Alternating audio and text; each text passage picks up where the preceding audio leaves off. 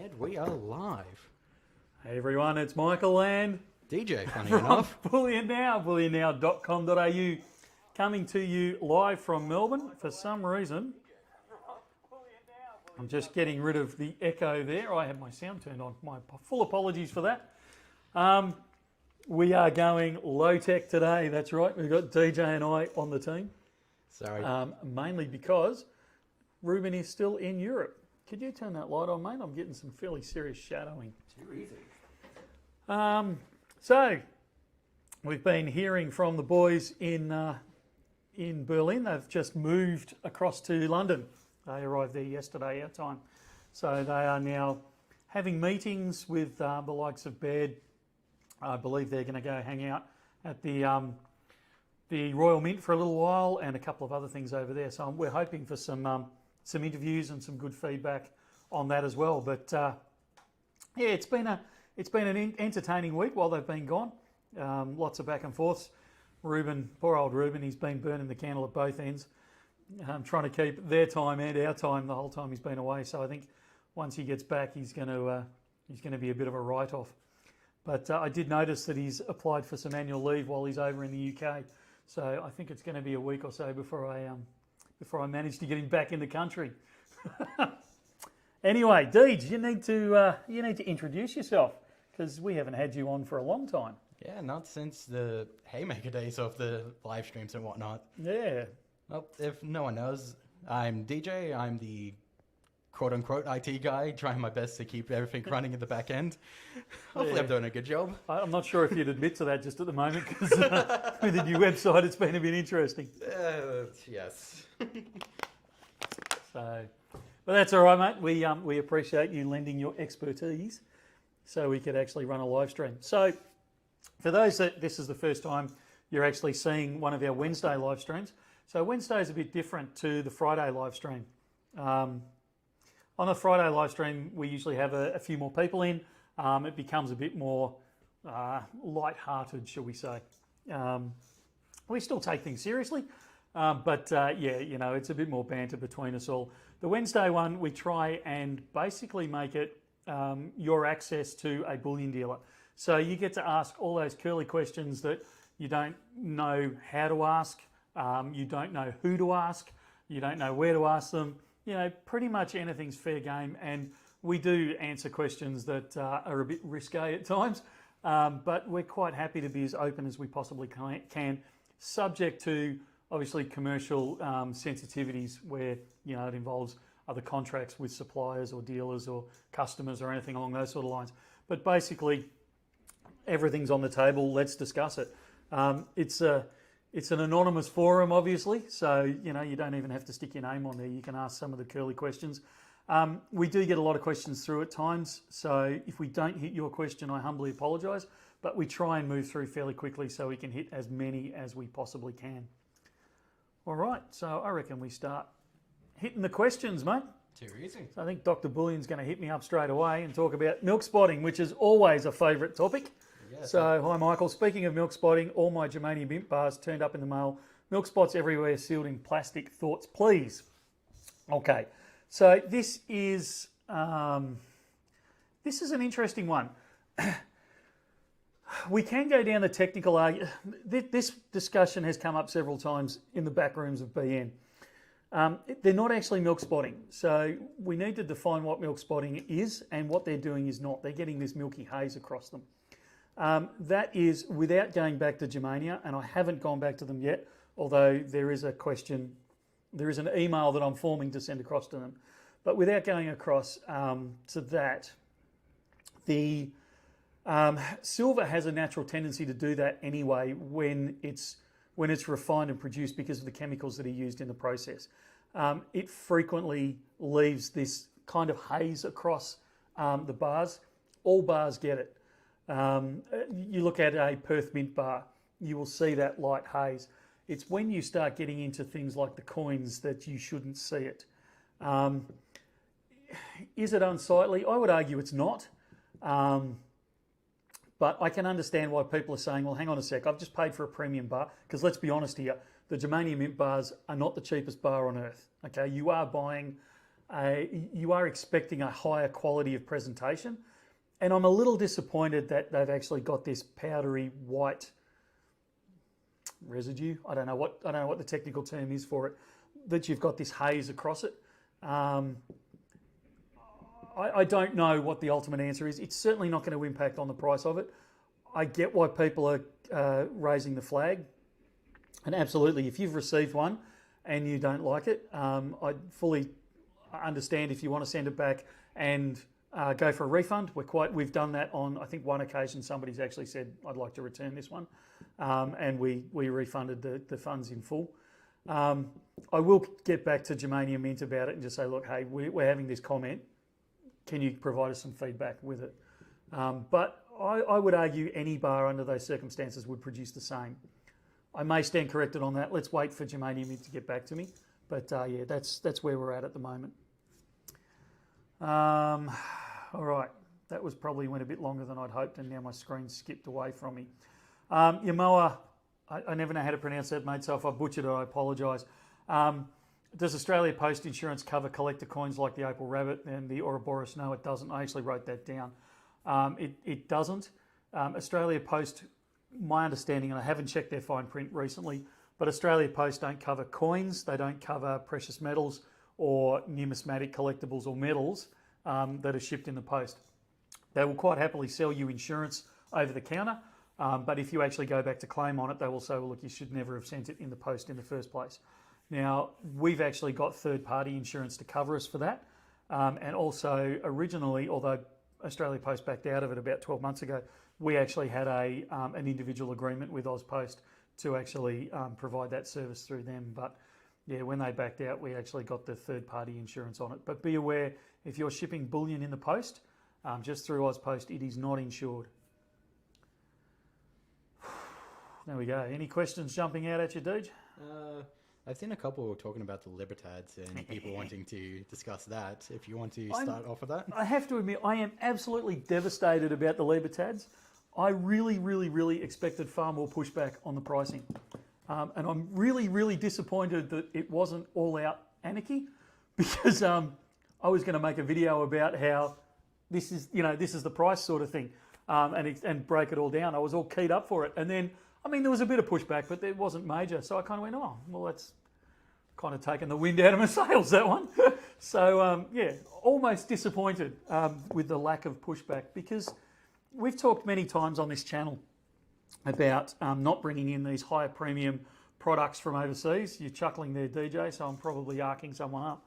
Yeah, Panta. The Libertads are a rip-off. There you go, Michael. Look, part of me... Okay, this is where I become very... not trying to offend anyone, but split personality here, because there's a couple of sides to this. My stacker side that says, I'm just trying to buy bulk, I don't care, I just want the cheapest stuff possible, looks at a Libertad and goes, are you kidding me?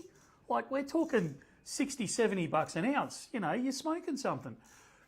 And from a stacker's perspective, that's exactly right. But from a collector's perspective, or someone who wants that flavour in the stack, that colour, that spice to it, the interest there, it's not unreasonable. It's certainly not the most expensive bullion coin I could get in.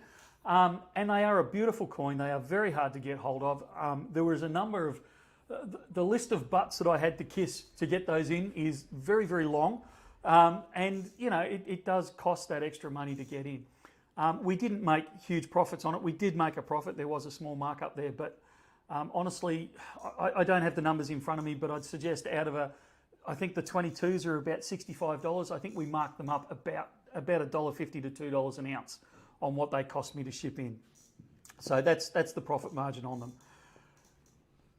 We have to be really careful with this, because the Libertad is not a collector coin in the traditional sense, otherwise it incurs GST. It is still a bullion coin. It's just got higher premiums on it to bring it into the country by the time we pay shipping and customs fees, and the fact that the Mexican refineries and that have increased their margins quite a bit, their premiums. You know, silver's gone up, all these sort of things. So it really is it really is... We've got to be careful, I guess is what I'm saying. If you want these types of coins, these are the sort of prices you've got to pay for them. It's just a fact of life. But you've got to remember that ultimately you don't have to buy them. If you see something that you think is expensive, don't buy it. This isn't compulsory. This isn't something that you have to get. They're a beautiful coin. That's the current market price. And in fact, we underpriced them. And I know this is going to shock a few people, but if you look at the price that I think we've sold out, but if you look at the price that we were charging for the 2021 ounce Libertad, it was about $75, $76 an ounce. If you went onto the US sites at that time, and I'm talking the majors, because we did a comparison to the 3 majors out of the US, they were charging $78 to $80 US per coin. So we actually should have been charging around about $120 for those coins. So they certainly weren't overpriced. I noticed that, and there was some conversation about this on, I think, one of the Facebook forums, that the 5 ounce Libertad, could have been sourced cheaper out of Hong Kong, out of LPM. And yeah, I've just, told you a competitor.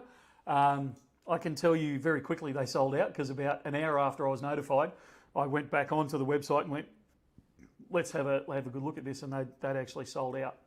I'd suggest they were old stock that they'd had for quite a while. But yeah, so every so often there's a glitch there, but if you compared our 5 ounce price to anything in the US, which is where we were basing the prices, we were the same price or cheaper than what I could find in the US. So that's the way it is with those dearer coins. The good news on all of this though, well, there's 2 good things, I suppose. One is people have been asking for Libertads for ages. The fact that we got them, I think, was amazing. The fact that we actually got them in at a fairly reasonable price compared to the rest of the world, I think was pretty good. I was really pleased when we could land them. Yeah, I would have loved to have been able to get them in and sell them for $40 an ounce, but that's just not realistic for those types of things. The second good news is that we are actually seeing the premiums start to come down, not on Libertads before everyone jumps, but I know I got notified of US Eagles last night through one of the wholesalers, and the premium is actually back to, it's still expensive, but it's nowhere near what it was. It was huge. So yeah, long answer to a short question about the Libertads. I know there's been a couple of ones go through while I've been talking. We haven't even tried to source any gold Libertads yet. I might have a crack at it, actually. I hadn't even thought about getting the gold Libertads in. We'll see what happens. And yeah, as I said, I threw out the last comment I'll make on it is I threw out the challenge a couple of times to people to say, tell me where we're overpriced, tell me anywhere else in Australia where you can source them at these prices. And as far as I'm aware, no one came back to me on it. So other than that glitch on the 5 ounce out of Hong Kong with LPM, I didn't see, or I haven't found Libertads cheaper pretty much anywhere else in the world. So there we go. All right, let's move on to some things. As built drawings. Michael, we spoke about this briefly the other week. Besides the Silver Eagles, what other coins would you recommend to pick up from the States which would be beneficial? The Eagles are always popular. Libertads, if you can find them. I know they're a Mexican coin, but they are more available in the US than they are in Australia. Gold, if you're wanting to look at the gold, certainly gold Eagles, although you need to be really careful bringing them back into Australia that you don't get charged GST because they're not a pure bullion coin. Buffaloes are always popular when you bring them back to Australia and not always easy to get in Australia at a decent price. Deej, are we having problems? I got a frozen frame. Are we dropping frames? It still says excellent connection. Okay, alrighty. So we'll keep going assuming, but if it's dropping out, let us know, guys.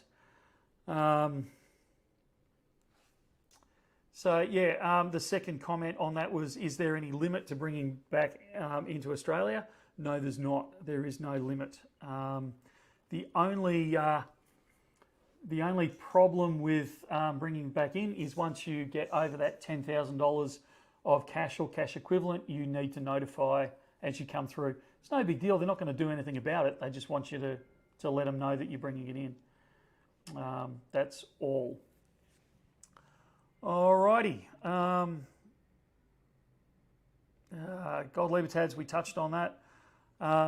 Any more XAG blanks coming in? I doubt it. I don't have a source of them these days. The guys that were making them for the XAG team have stopped making them, so as far as I'm aware, I'm not able to get any more in of those.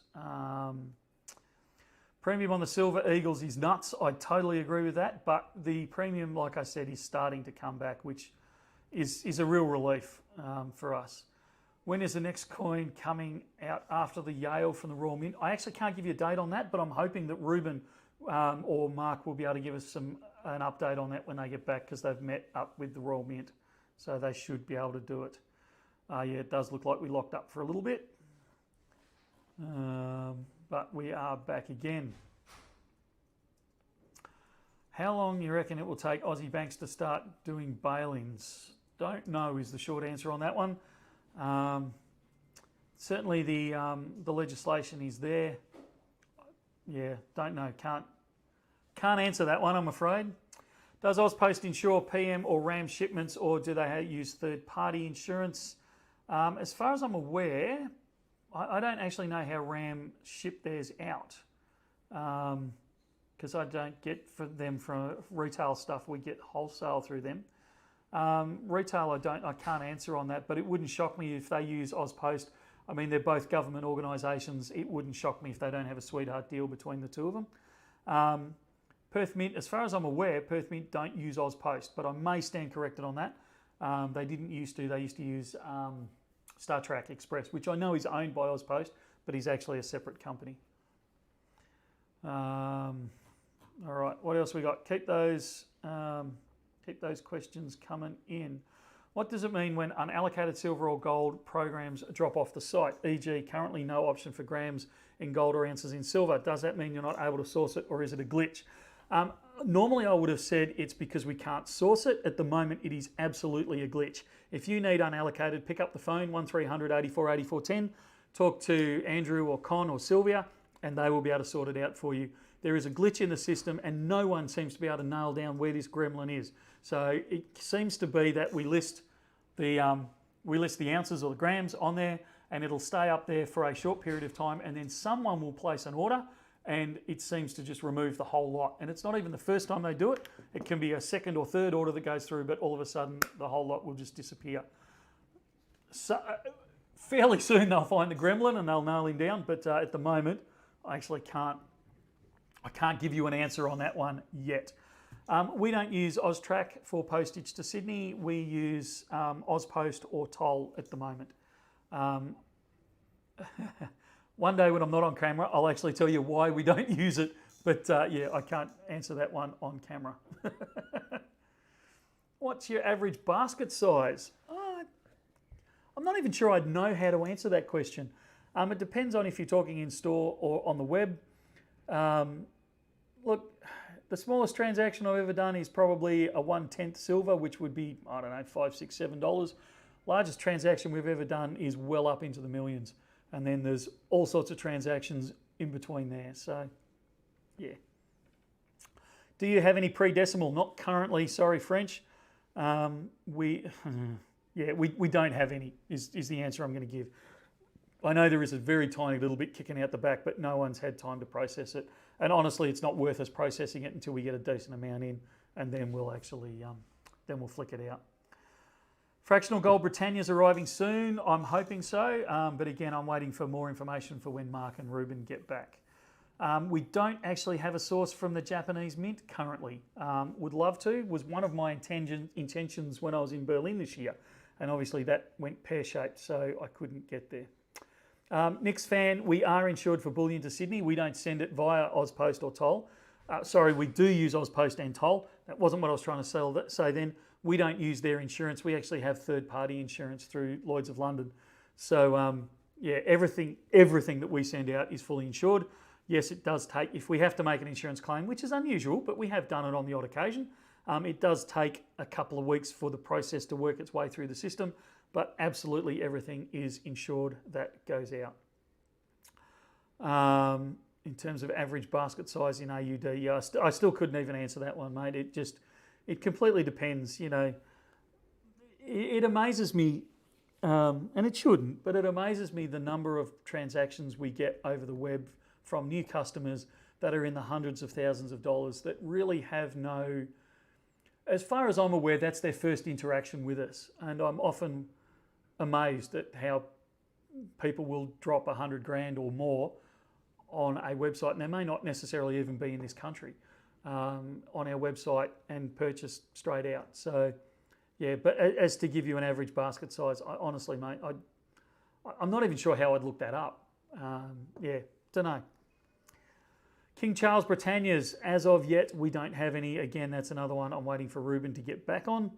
Although I did notice he sent me, Mark actually, I think, sent me a photo. They went shopping in the UK in the first supermarket they came across and got some 50p King Charles coins.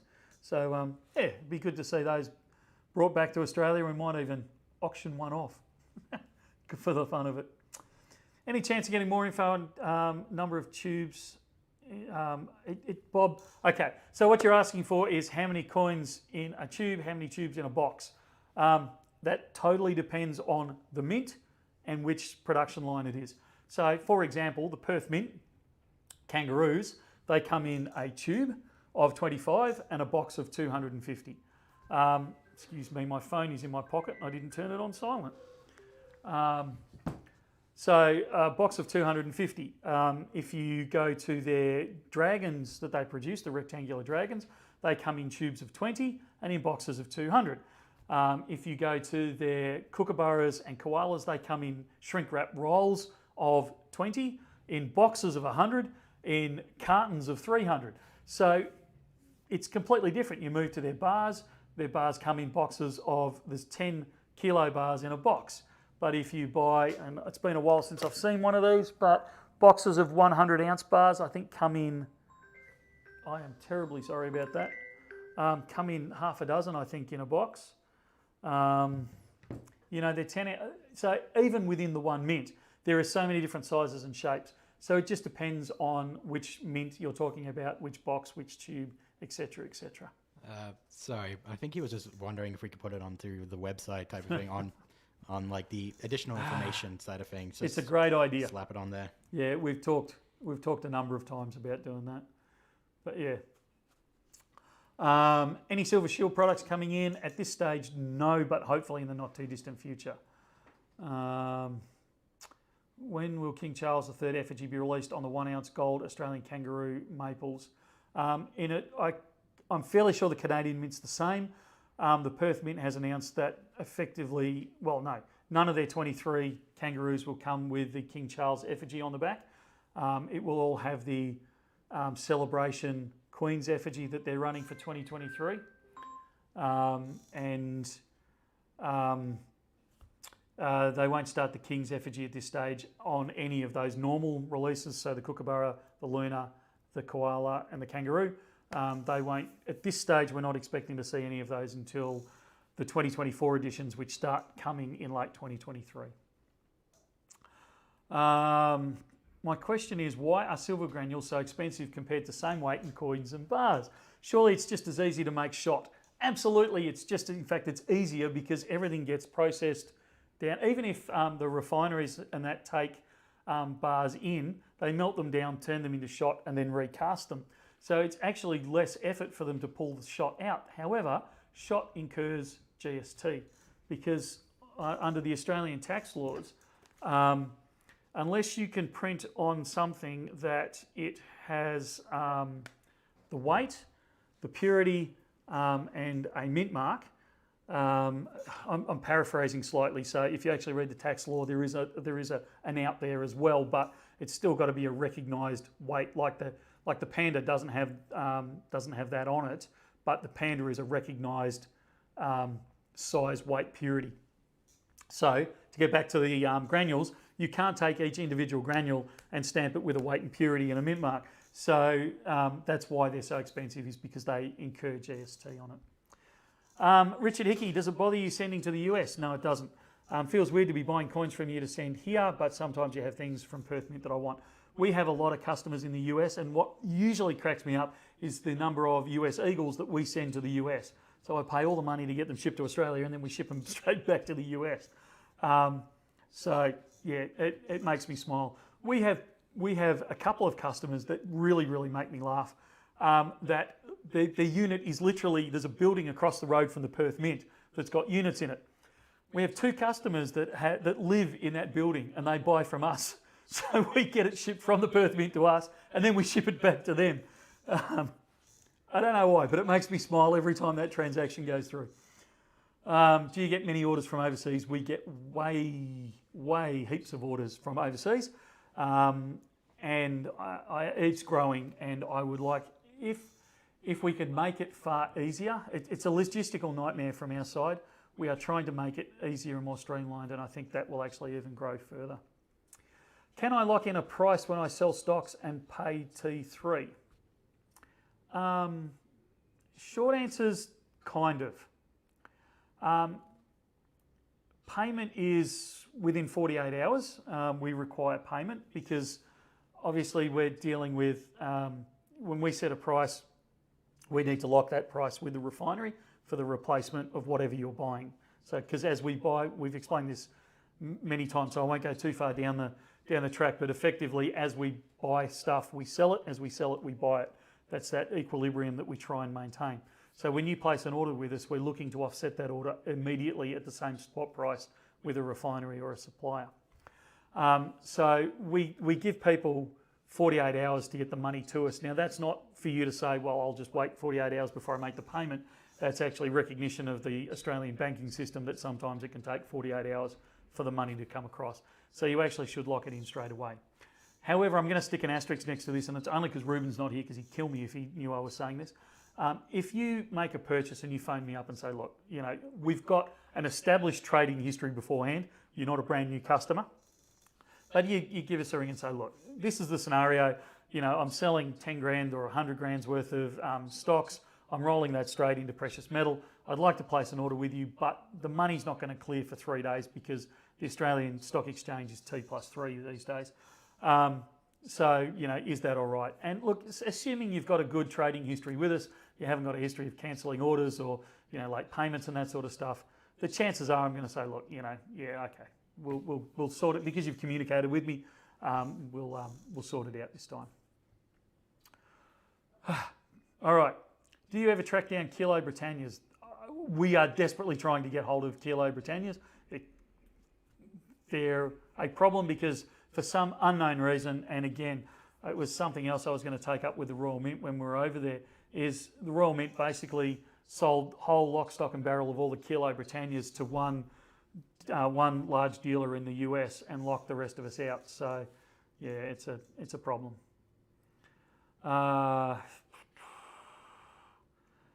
Greens Bean is the only place. Excellent. So this is from Dios Bananos. I probably got that wrong, didn't I? Greetings from Melbourne. BN is the only place I buy bullion from. That's what we like to hear. Why are the premiums on Krugers so high? I've noticed they always cost a lot more than other coins when they are in stock.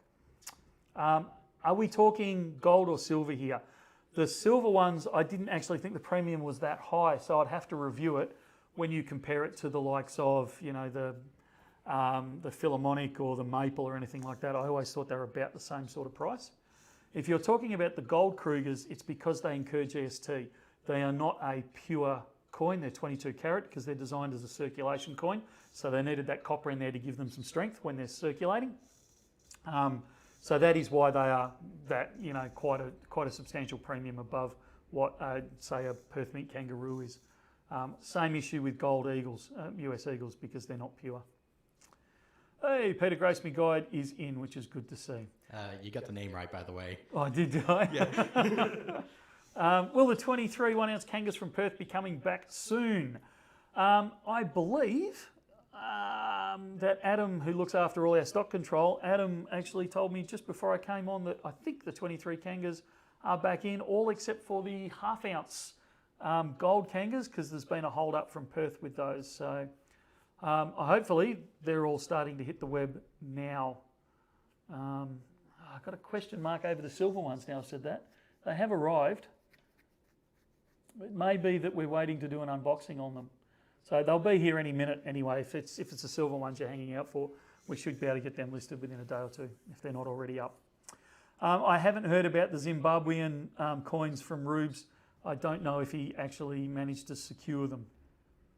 Richard Hickey, how are you, mate? In California, wonderful place. Not sure about your taxes though over there. It seems to be getting out of hand from what I'm hearing. 10 gram Perth Mint gold bars coming in soon. I actually would have said they were on the web.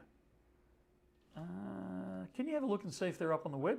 I'm sure we just took a delivery of 100 of them. Please get the sort by drop down working again, pretty please. Yeah, Fanta, I'm right on there with you, mate. That one's frustrating me too. So yeah, hopefully soon. I can actually give a somewhat explanation behind that if you're happy for me to. Yeah, go for it, mate. Practically what's happened is because of how we do our pricing and whatnot is different to any other website or whatnot. They just chuck in a price, stays there, and they can just change it however we like. Because we have to deal with spot price movements and all that type of stuff, we can't just set a price. So we've got in a plugin from America, funny enough, to practically give out spot prices, and then we add in premiums from there. How it works is it changes the price at the last step. So technically, all of our prices are set at 0 in the back end, but the plugin goes up, it's actually this price. So when you do the sort function, it's actually sorting a bunch of zeros. So it randomizes it. Great. That's what I found out when I was sticking around. Okay. It helps having an IT guy around sometimes. Alrighty. Gold Pamps, the rabbits. I'm trying to track some down at a reasonable price. I did get offered some at a ridiculous price. Pamps are pretty expensive. But yeah, we are trying to get some in. Gold Pandas, I don't know. I don't know if we're going to... I think we should get them this year. Yeah, we'll chase some pandas. I was a bit on the fence with that one. With the pandas, because there's always a bit of... They always get a mixed reaction. But I think they're worth getting in. We should give it a crack. Richard Hickey, I've upset your wife. I humbly apologise. I'm not sure what I said on that one. Was that the comment about the Californian taxes? But yeah, I apologise if I upset her. Can I turn kangaroos into shot with it? Don't know. First time investor confused what I should buy. What do you recommend? This is from Ray. Oh man, I am picking out the ones that I can butcher their name on. Rum. I'm sorry, mate. I'm going to quit there before I really offend you.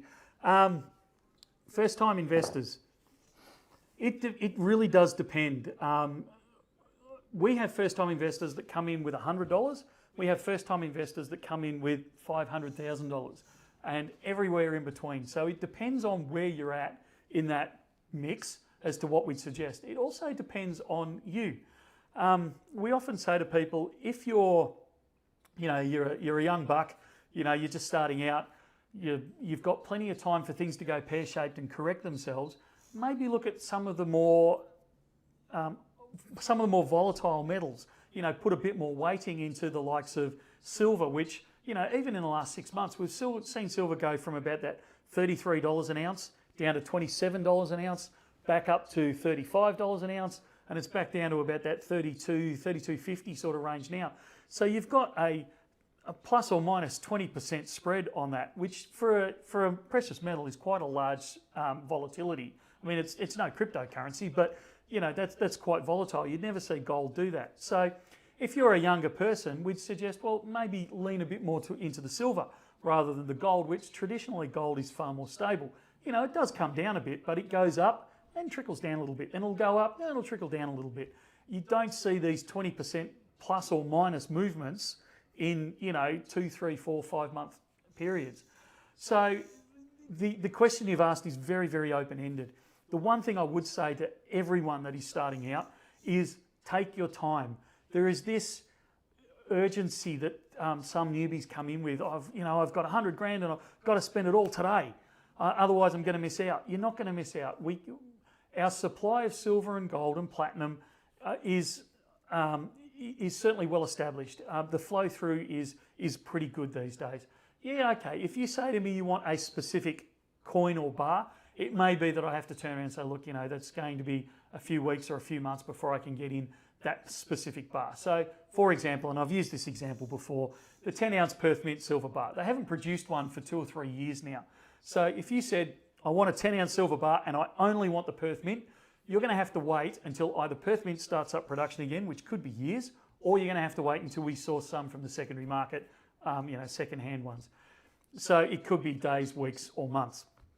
If you said to me, I want a 10-ounce silver bar, I could supply it right now because we've got heaps of them in the back room, but they'd be locally produced, they'd be Pamps, they'd be Valcambis, they'd be, any of those kind of brands. They wouldn't be Perth Mints, but I could absolutely source that. And even if I'd run out of 10-ounce bars, the chances are I'd have one in within 48 hours anyway. So there is no hurry to blow your dough straight away. Take your time, ease yourself into it as a new investor, because you want to know the processes, what's it take? You might even want to try, and I'm shooting myself in the foot here, but you might even want to try one or two dealers just to say, well, I like the experience with that one, not so crash hot on that one.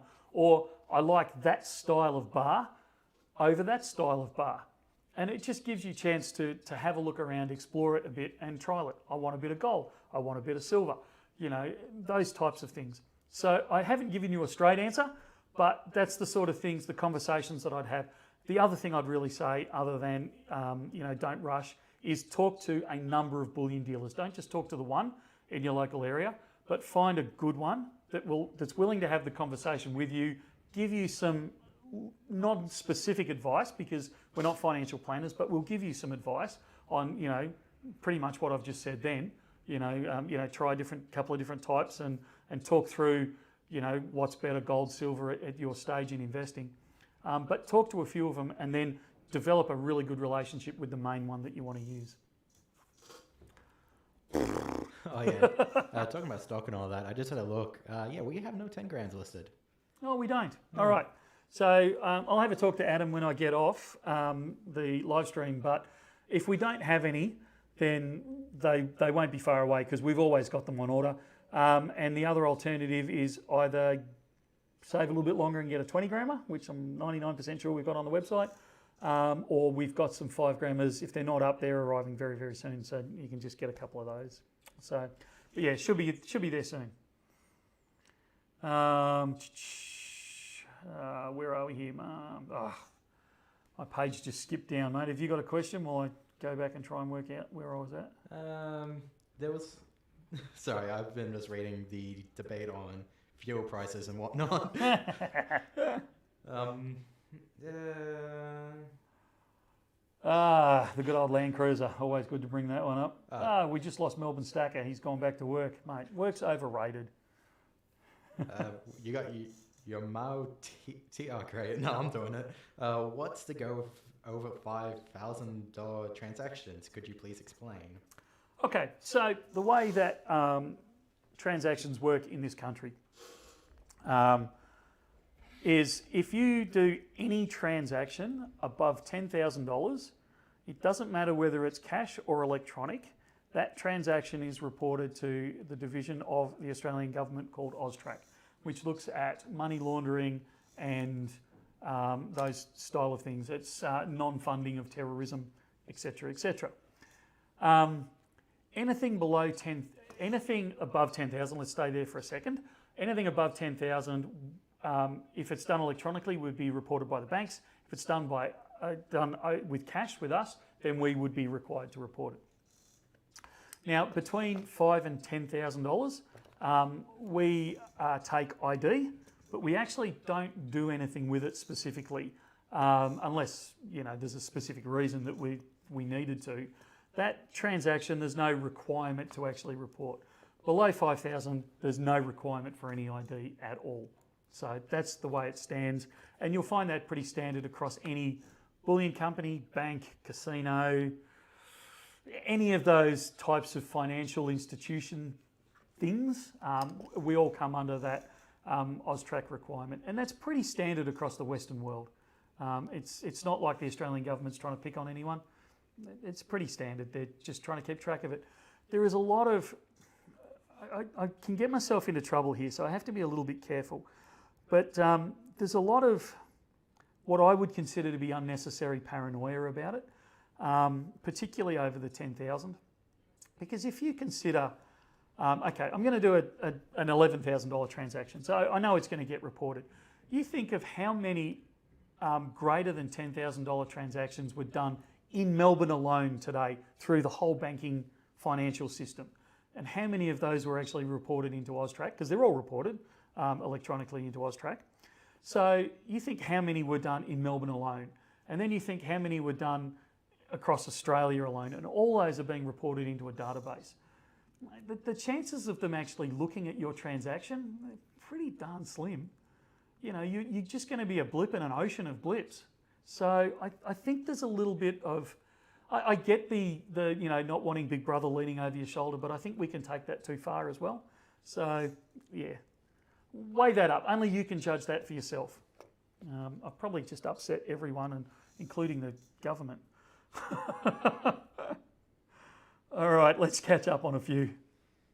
Here's one for you. I can't find who said it, but someone asks you, what is your favorite coin? What catches your eye the most? It could be gold, silver, whatever. Everything. Honestly, I love old bars, particularly silver ones, because gold doesn't tend to tone, whereas silver you get these fantastic tones and colours, and they're just, I love particularly odd-shaped, odd-sized, odd-purity bars. They really float my boat.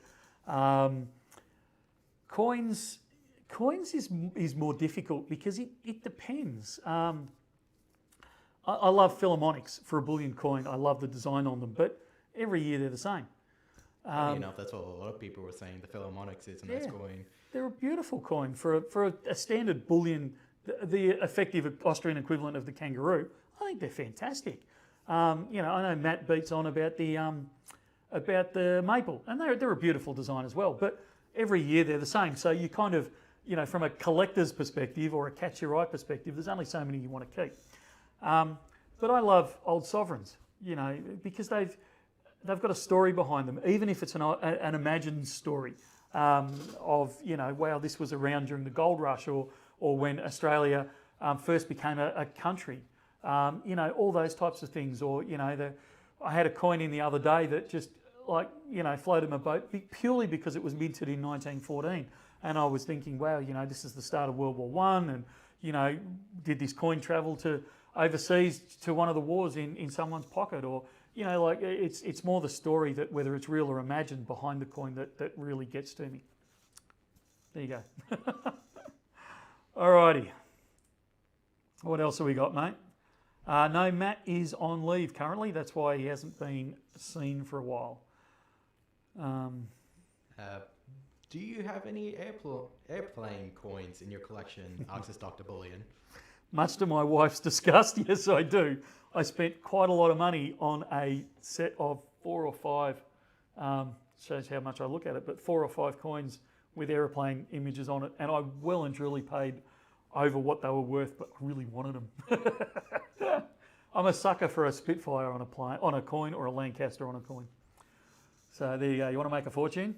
Just show me one of those and I'll buy it pretty much whatever cost it is. Mark Newcomb makes a great point there. I just stack 5 kilo bars.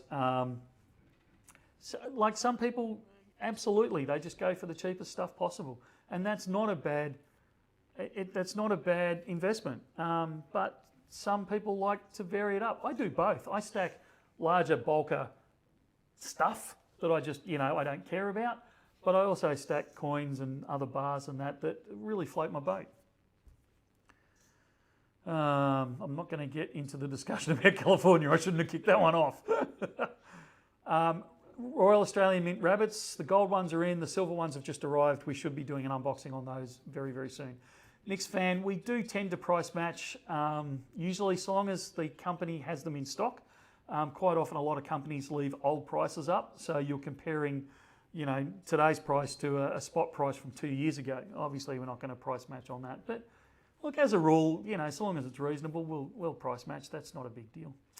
Scottsdale Mint Alien Coin, I believe, I'm getting a bit confused with the stuff that Ruben's shown, but I know we've talked about it, and I think Ruben has the Alien. I'll let Ruben fill us in on it, but certainly the 23 Alien Coin is coming. Actually, I think they talk about it on the Scottsdale Mint interview that Mark did. There's some alien information on that, so go back and review that one, mate, and it'll give you all your answers. Talk about eye-catching one. That one immediately caught my eye when we got those in. The alien. Yeah. We've done that one. I'm young. I prefer gold and platinum over silver. I think if I was starting my stack again, I think I would buy more platinum than I have silver. For a couple of reasons. One is I believe it's a better buy in the investment cycle currently. And secondly, the storage issue is horrendous with silver. And remember, you're talking to a guy who's probably storing, I don't know, several tons of silver at the moment. So not personally, for the company and things like that. So, storage is a massive issue with silver once you start stacking it seriously. I bought 100 ounce silver when it was 27, but paid 31 an ounce. Yeah, I'm like 24, Michael, except I never grew up rural. I don't like Star Wars. Mr. 1611, you just lost me. You have to like Star Wars. Even the new stuff? Yeah, well, you don't have to like the new stuff. I'll give you that. Some of the new stuff I raise my eyebrows at, but definitely got to like the old stuff. Look, Stephen Bayer, I'm actually, if I'm honest, and we sell thousands of these a week, so I'm really sticking my neck out here. I'm not a huge fan of the Kanga. I like it. It's an okay design. It's a good, cheap 1 ounce coin. And in fact, it's the cheapest one ounce coin that we can currently source. But honestly, in silver, I would rather buy a kilo bar than a 1 ounce coin, if we're just looking at stacking. PAMP 10 ounce, I don't believe are on the website currently. Delita, you've got a beard and middle-age spread. I absolutely have the middle-age spread. The beard, actually, believe it or not, and I'm only now publicly admitting to this, the only reason I've got the beard on now is I got a bit lazy over Christmas and I let it grow a bit. But I'm 50 years old. This is the first time I've actually been able to grow a full beard. So I'm enjoying it while I can. It'll come off in the next couple of weeks, don't stress. My page just skipped. You got anything there, mate? This one just came in. What would your personal recommended ratio for holding gold versus silver versus plat? Again, this depends on your situation. Let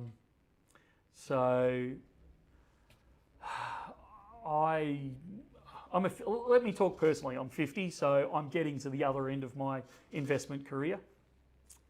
I tend to hold more gold. In my basic stack, I would hold more gold than silver and platinum, purely because I'm now starting to look for stability in my investments rather than being willing to take the risk. I would prefer platinum over silver, purely because of that storage issue. And like I said, in the investment cycle, I think it's got more potential. Silver, though, I think is important because it is more, it's not quite as niche as platinum is, so it's far more easily tradable. So it does have that advantage over platinum. At my time in life, I would be, in my situation, so I'm a 50-year-old, I would be probably more along the lines of 50 to 60% gold, probably that 20 to 30%, probably 20% platinum, and the balance in silver is where I'd be looking. I think I've just contradicted myself by saying only 20% platinum, because I think that leaves me with greater amount of silver. Yeah, I'd probably go 50-50 platinum silver, but my 50-50 would be slightly skewed towards platinum. So it might be, 26% silver, 26% platinum, 24% silver, that kind of ratio. Do you have any rectangular dreaming series in your stash?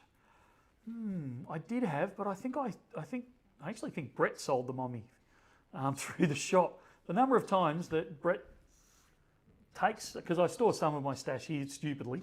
I used to, I don't tend to anymore. And somebody would come in and ask for something, and if Brett took a shine to them, he'd start raiding my stash and start selling them over the counter. I have a feeling he sold my rectangular ones. So, what's up, mate? I just saw a notification. The battery's dying. The battery's dying. Well, we're going to lose the camera for a second, so don't stress. We will be back momentarily, and I believe I can still keep talking, can't I? Ramble, yeah. Alrighty, so where have we got here? Not getting into the Land Cruiser / Patrol / Pajero argument, but I drive a Land Cruiser. Do you use work for your personal stuff as they have higher rating to home safe? Oh, safes. Sorry, I understand now. So this is from Calypso Moon. Do you use work safes for your personal stuff as they have a higher rating to home safes, or do you have continual boat accidents? No, I don't. Look, I don't actually use the traditional home safes. I don't like them. I use higher ratings, but that's basically because I have access to them and I need them anyway. So yeah, and yeah, I don't actually keep anything at home or anything along those sort of lines. I actually have off-site facilities because I don't like the risk, the added risk that brings. So, where are we here? Coral Sea, 10-ounce coin has 2 Spitfires on it. It does, Dr. Bullion. I actually quite like that coin. Any tips for storage away from home? Are safety deposit boxes only secure option? Leo, there are 1,000,001 different storage issues or different storage options, and we talk about this semi-frequently. Safety deposit boxes are one secure option, and they are a very good option. However, you need to be aware of the problems that particularly COVID highlighted, was that you are now tied to the operating hours of the facility where you're storing. So for example, if you stored them at Bullion Now, you can only access them 9 to 5, Monday to Friday. We don't operate out of hours over weekend times. So you've got to be aware of that limitation. You've also got to be aware, and as I hinted at, COVID, where some of the storage facilities actually shut down over COVID. So the exact time when you needed access to your stack over the, when the world goes pear-shaped, they decided that they were no longer being open, so you had no access to your stack, which I thought was a bit harsh. So you've got to be careful with storing them there. But yeah, look, there's your normal storage box, safety deposit boxes in banks. You've also got private storage units, like there's a few here in Melbourne, but we have dealings with. We don't get any kickbacks from, but we have dealings with the likes of Melbourne Vaults, and the other one, I'm having a mental blank, Guardian Vaults in Melbourne. They're both pretty good. And again, we don't get any kickbacks or anything from them. It's just that through the company I've had dealings with them. So, any of those things are pretty good. But you've also got other ways to store it. You can store it with a relative somewhere else. You could store it. There's as many varieties as you can come up with out there as to where you can store it. Can you talk about no, just tons on your mattress? Yeah, it's not. I mean, it sounds great, but it's actually not as good as it sounds. I can tell you. Having lots and lots and trying to find storage for it.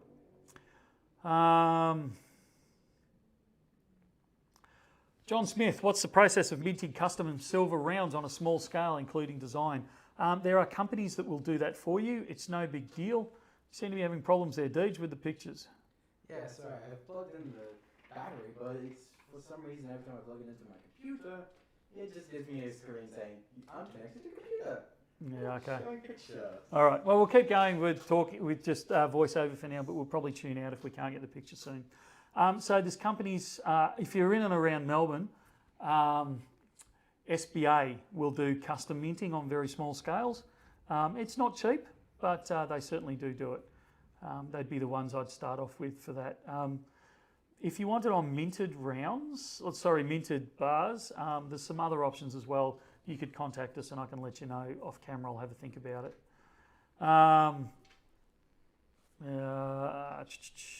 No numismatic in that ratio. So this is from Goat, where he's harking back to my comment about the stack and the ratios in that. Look, I would absolutely have. I do have numismatics in my stash for different reasons. So I was probably more talking about the bullion side stash. But yeah, no. Look, I would absolutely have numismatics in that ratio. I believe they're a very good alternative to the standard bullion because you're not quite so tied to the movement of spot price in there.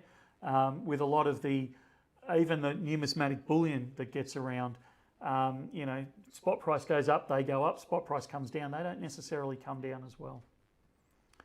So,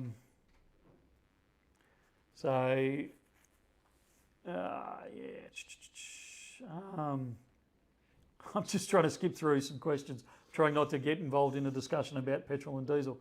Calypso Moon, do you store your personal stuff in... Oh, no, we've done that one. Where are we? Is gold-silver ratio a relevant metric signal for investment? I would answer yes. It's certainly one of those theories going round, but I would argue that the ratio gives you an idea if you're at a higher priced part of the market. So, for example, during COVID, the gold-silver ratio went well over 100 to 1. I think it broached about 120 something, 129 to 1 at one point.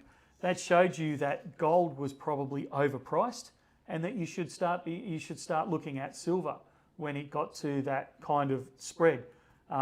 It's an indication that in the precious metals market, the investment market, gold has run hard, silver has not. So it doesn't necessarily mean you'd stop buying gold. It just means that you would start probably moving more of your investment money over into the silver area.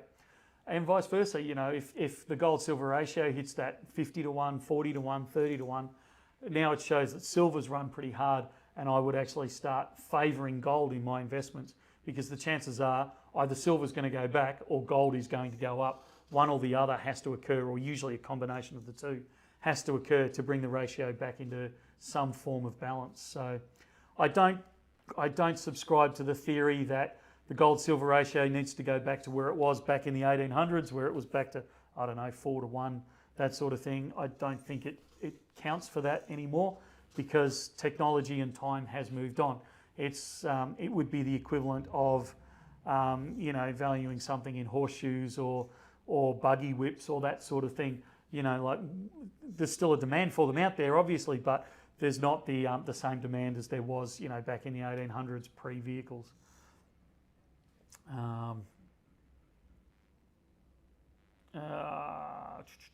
Okay, looking for another question, scrolling down. Silver kangaroos are great. Look, they are, mate. If you want a cheap and cheerful, exactly as you said, they are a great round for that. And they are, and I've said this many times, much to upsetting a lot of people on this channel, I think they're too cheap. I think Perth Mint marks them way too cheap. But while they're doing it, scoop them up. They are a great bullion. If you want a 1 ounce coin or bar, and you don't care if it's a coin or a bar, the silver kangaroo is absolutely the way to go in Australia. Yeah, sorry about the camera. There's a lot of frowning going on here, but not much camera work, so that's okay. Where else have we got here? Berry in the backyard. I'm not a big fan of keeping your precious metals at home. It just increases the risk to your family. 10 kilo silver coins coming up. Oh man, I am hanging out for those. They usually arrive around that May time, April, May. Although having said that, Perth Mint seems to be far more on the ball this year than they were the last couple of years with their production. So it wouldn't shock me if they didn't arrive a little bit earlier. But at this stage, I'm anticipating that kind of May time. We'll see the 10 kilo. Silver coins, always very popular, only 100 of them produced. So if you want one, you need to get on the list fairly early on. Otherwise, they will be gone. The leader, couldn't agree more. It's good to have cheap coins. It's good to have stuff in your stack that you don't care about. Because, and Matt and I have had this conversation a couple of times now on camera, where there's nothing worse than needing to liquidate some of your stack and you're going, yeah, but I can't bear to part with this one and I can't bear to part with that one, and I'd rather sell a child than sell that one. And so you need a component of your stack that when push comes to shove, you go, well, I don't care. Perth Mint kilos, mate, I've got 50 of them and I know that I can replace them in 6 months' time with another one that's going to look exactly the same. So let's just dump them. It's you need that component in your stack. And I have to admit, despite me bagging out the kangaroos before, I actually have some kangaroos in my stack that are purely there as an easy ditch. I don't care about them. If they toned, if they went pear-shaped, I wouldn't care. They're just a 1 ounce of silver to me. Where are we? Totally agree, mate. Never liked design. Oh, okay. Adam Rose, sitting out in the back at the moment, and a kookaburra landed on our water feature.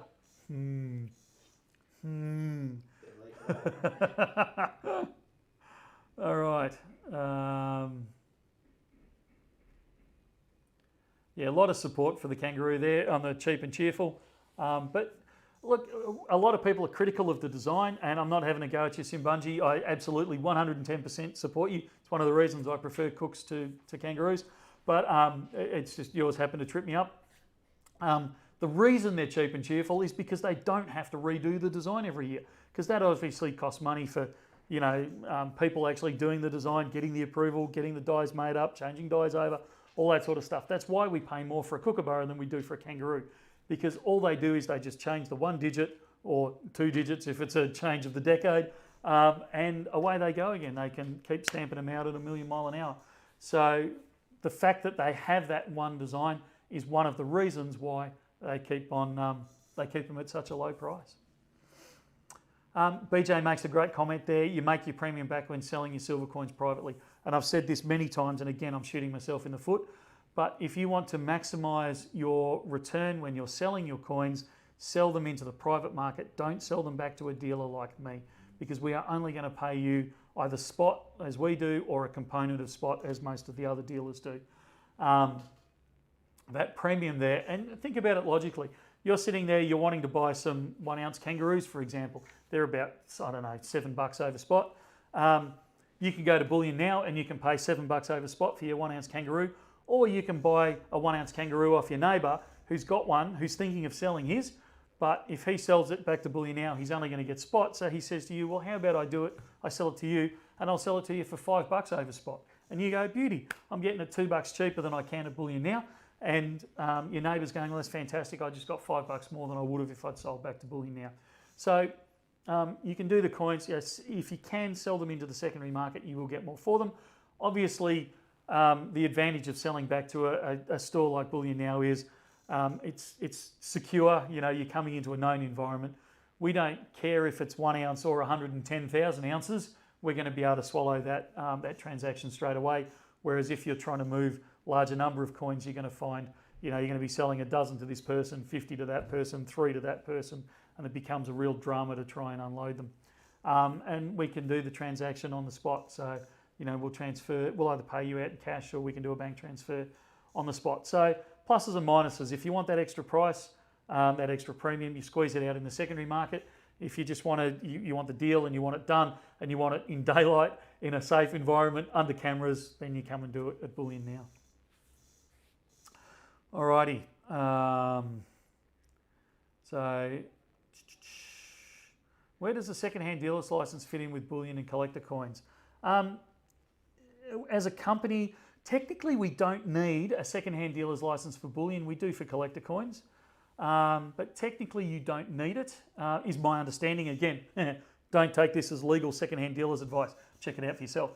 As far as I'm aware, we don't actually need it. We certainly carry one, just so we tick all boxes and no one can complain about it.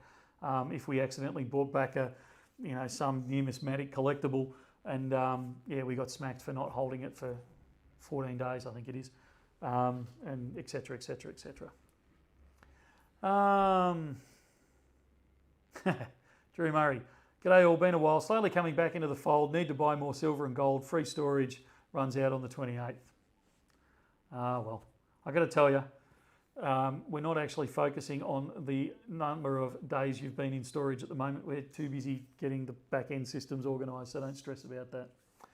Ratio to silver to the cost of a Land Cruiser, yeah. I knew a guy who used to run the gold and silver ratio to property, and that was always a fascinating one. I'd love to see that done on a more accessible basis. He used to run it privately for a few of us. But yeah, that was good. Yeah, sorry, Urban, we've dropped the ball on the camera. So we'll wrap this up pretty soon because I don't think we're going to be able to get the image back. Richard Hickey, mate, come down to Australia, come and see a kookaburra in real life and then come and see Bullion Now. They're a beautiful bird out in the wild. Fractional silver is not great for stacking, and I would argue at the moment that fractional silver isn't worth stacking unless you can find it at a U-Butte bargain price. And that's just a personal opinion. I know a lot of people do like the fractional stuff. Having said that, I have quite an extensive collection of half-ounce silver coins, but that's my collector bone coming out. I really like how to invest. Oh, how to invest in gold series that we did. Thanks for that, mate. Yeah, so your Mao, I don't know, mate. Sorry. I really like your how to invest in gold series, where we talk about gold compared to the house.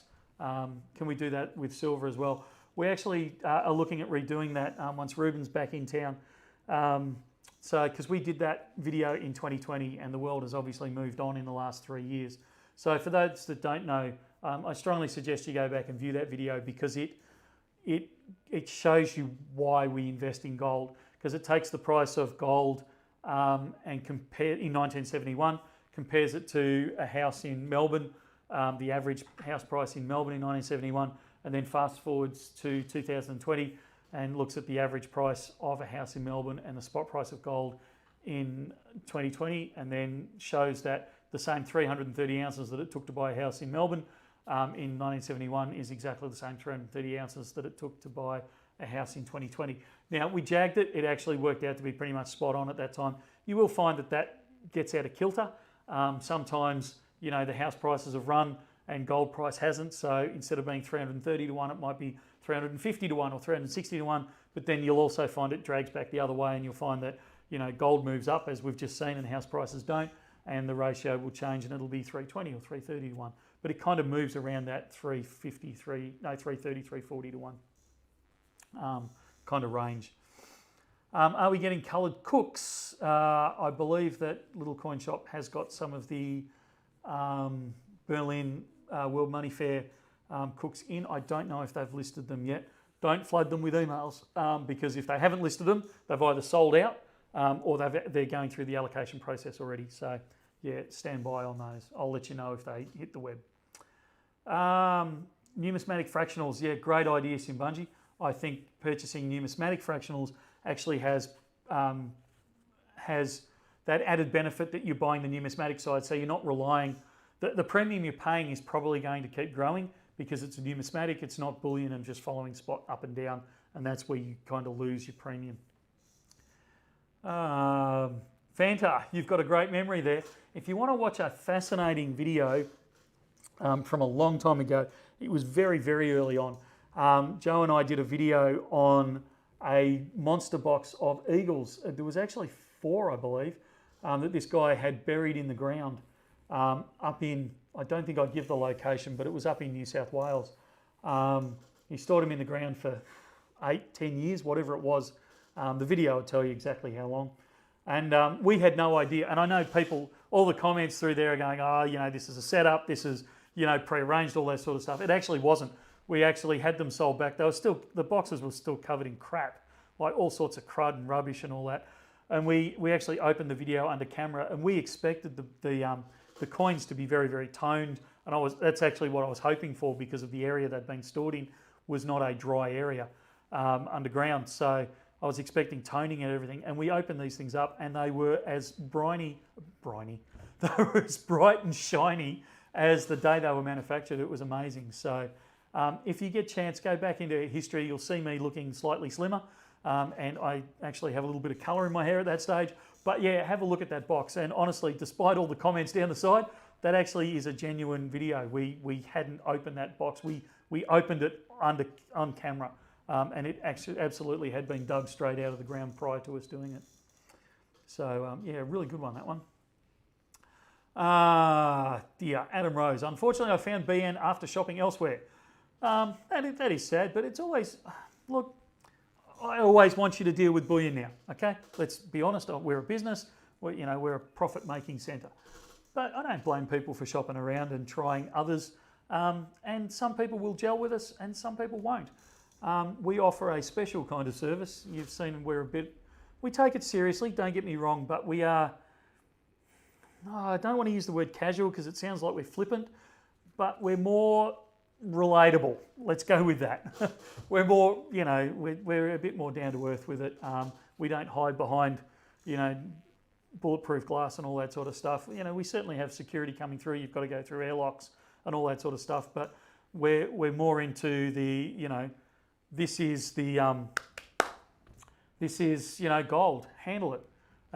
It's not unusual for the guys to get out a kilo bar of gold and say, look, handle this. Because people love to touch, smell, taste, all those sorts of things, and actually, get in there and experience the precious metals before they buy them. So, we're a bit more relatable, and it's what we go for. Yeah, I do like holding them. Absolutely, there's a lot of people that love holding silver and gold and stuff that you'd never normally. I mean, it's not every day you get the chance to hold a kilo bar of gold, so it's a bit of a special experience. Would you consider offering subscription stacking? This is from Silver Delta. Absolutely, we would. As soon as we bed down the website and the new back-end system, and we're getting closer. I know I keep saying that week after week, but we're actually getting to a stage where we're getting far more comfortable with it, and we're actually, tweaking things in the back end now. But that is one of the things that's very high on my next goal list, is to actually offer some form of subscription service for people, so they get, priority, cheaper rates, those type of things. We just have to work out how we can structure it so it's efficient. Just want to let you guys know, I only found and bought off you because of the YouTube channel. Thought these guys must be legit if there's 20,000 subscribers. I appreciate that, mate. It makes me smile that people give us legitimacy because of our YouTube channel. I think it's great. It's good stuff. Richard Hickey, I'm doing a business trip to New Zealand soon, so I might take you up on the visit, Michael. Absolutely, mate. Drop on in. Goat, love junk silver for fractionals, 1966 rounds, King George the Fourth florins, New Guinea shillings, etc., etc. I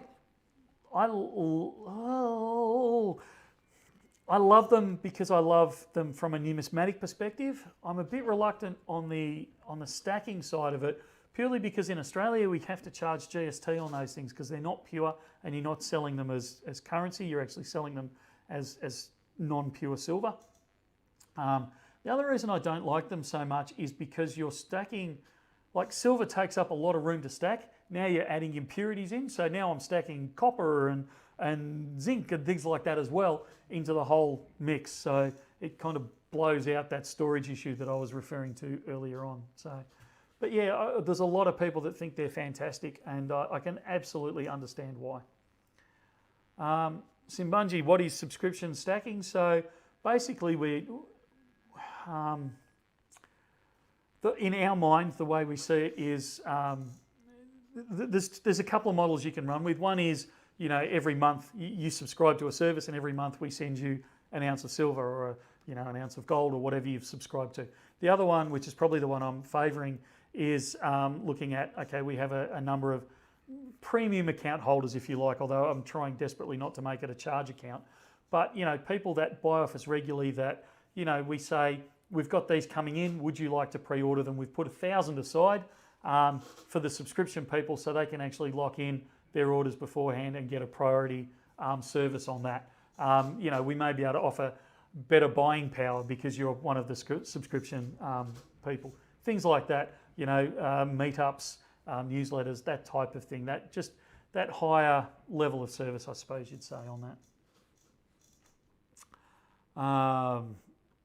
Yeah, a few comments on the house to silver ratio. If I could find someone that would do it reliably and use good data, we'd absolutely get that up there. I used to have a friend that used to do the Happy Meal to real estate. Well, actually, she did Happy Meal to everything ratio. So she always valued everything in Happy Meals. She was a very slim girl, believe it or not. But yeah, so when she went out and bought a house, and she was only young when she did it, early 20s, she valued her house in X number of Happy Meals because she loved her Happy Meals. Where are we here? You guys didn't show up on the Google search. That's terrible. So Monotrematas actually must have just looked at it. So they were apparently they're 2013 Eagles, the video that I was referring to earlier, and at the time they were selling for $30.30 each. Yes, that is the bad thing about going back and looking at our previous videos.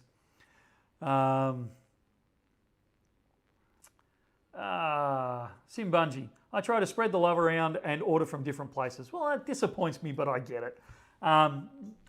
It makes for good content fodder, but dealing with BN has some great perks and excellent service. Yeah, we try. We do drop the ball occasionally, but we certainly try and keep it up there. More fun at BN. If I lived in Australia, I would totally apply for a job there. Mate, we're always looking for people, if I'm completely honest. You don't like Star Wars though? Mate, you just blew it. Would you stock the fractional maple leaf card 25 grams? We do stock it. I don't have any in at the moment, but absolutely, we do stock it. Yeah. Page just reset again. This is from As Built Drawings. As the inflation rises along with interest rates, do you think more investors will turn to bullion to protect their assets?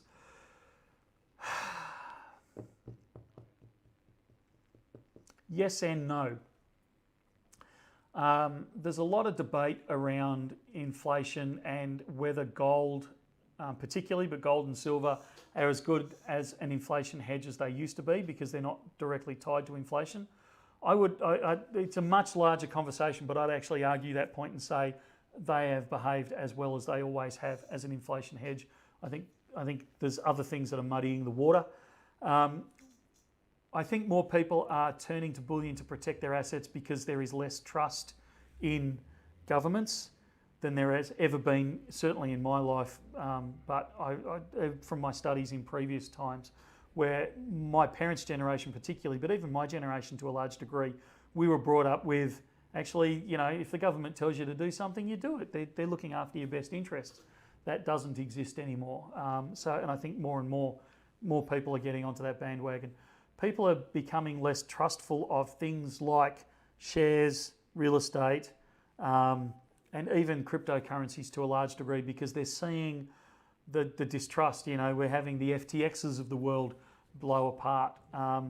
You're having real estate markets where even if you don't think they're being manipulated, larger companies are coming in and they're buying up huge tracts of farmland and huge tracts of, in the States there's been, although it seems to have quieted down a little bit lately, but there was a huge movement against the likes of BlackRock and that, making hundreds and thousands of purchases of everyday people's houses and then sending up these large portfolios of your average 3-4 bedroom 2-bathroom house rentals.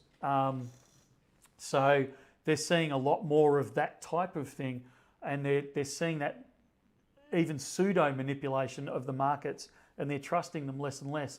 So they're wanting to hold on to those physical assets, and obviously gold being the ultimate in that it's got 5,000 years of history of the fact that I can hold it, and pretty much no matter what happens, my wealth is in my hand and I fully control it.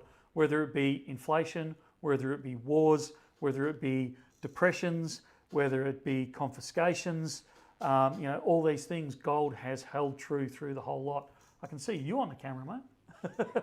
Trying to see. Alrighty. So yeah, that's why I think we're going to see more and more investors move to bullion to protect their assets.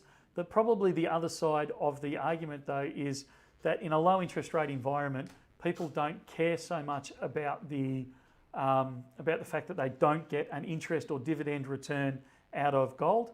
If we move to a high inflation environment and interest rates follow, and the banks can actually get some trust back behind them, then you will find people will start moving a component of their asset back into the banks to earn, those 7%, 8%, 10% interest rates that we were able to get 20, 30 years ago. Okay, Simbungi, good question here. I'm keen to start using your unallocated program, but I'm too scared to jump in uneducated and solo. Do you have some comprehensive reading material on it or decent explanation vids? We don't have comprehensive reading material on it, which really burns my buns over. We really do need to get that, and it's been high on the priority list but never reached the top. We do have a couple of explanation videos on it if you go onto our Bullion Now YouTube channel, and I actually think it's called Unallocated Program or something like that, one of the sub-channels or whatever they call them. You click on that, it'll actually lead you through it. It is pretty dated though. That was particularly the first one of those. I think it was like the second or third video that we shot. The information in there is still relevant and current, but again, that's another one on the renewal list.